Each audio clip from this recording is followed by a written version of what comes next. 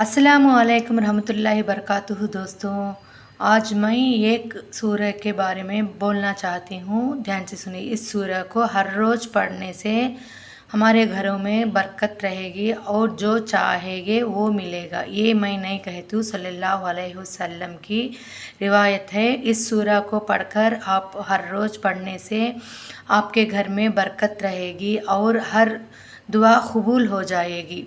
इस दुआ को इस सूरह को मैं हर दिन पढ़ती हूँ मगरिब नमाज के बाद, और उसका तर्जुमा आपको पढ़ के सुनाऊंगी।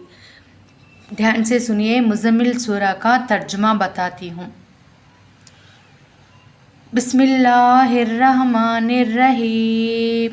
अल्लाह के नाम से शुरू जो बड़ा मेहरबान और निहायत रहम वाला है।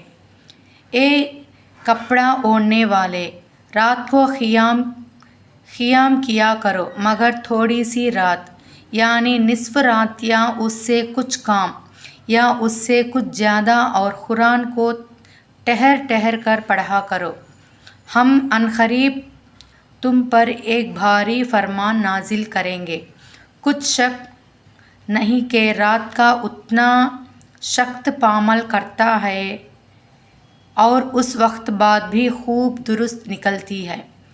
बिला सुबह दिन में तुम्हें और बहुत से काम होते हैं, तो अपने रब के नामों का जिक्र किया करो और हर तरफ से बेतलुक़ होकर उसी की तरफ मुतवज्जा हो जाओ।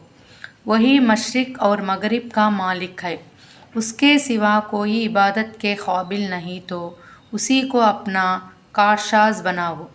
और जो दिल आज़र बातें वो कहते हैं उनको हौसला से बर्दाश्त करते रहो और उनसे अच्छे अंदाज के साथ अलग हो जाओ, और मुझ पर छोड़ दो उन झुटलाने वाले मालदारों को और उनको थोड़ी सी मोहलत दे दो। बिलाशुबा हमारे पास बेड़ियाँ हैं और भड़कती हुई आग है और गले में अटकने वाला खाना और दर्दनाक अजाब है। जिस रोज़ ज़मीन और पहाड़ लार्जने लगेंगे और पहाड़ ऐसे भुरभुरे जैसे रेत के टीले होते हैं।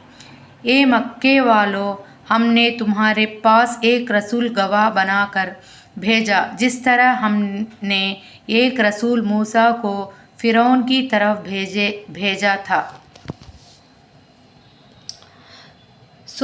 फ़िरौन ने हमारे रसूल का कहा ना माना तो हमने उसको एक बड़े वाबाल में पकड़ लिया। अगर तुम कुफ्र करोगे तो किस तरह उस दिन से बचोगे जो बच्चों को बूढ़ा कर देगा, जिसमें आसमान फट जाएगा। बेशक उसका वादा पूरा होकर रहेगा। ये कुरान तो एक नसीहत है, तो जो शख्स चाहे अपने रब की तरफ रास्ता इख्तियार करे।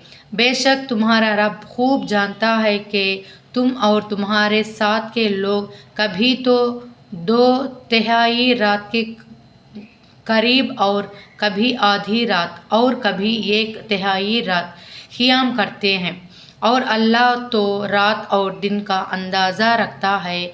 उसने मालूम कर लिया कि तुम उसको निभा ना सकोगे, तो उसने तुम पर मेहरबानी की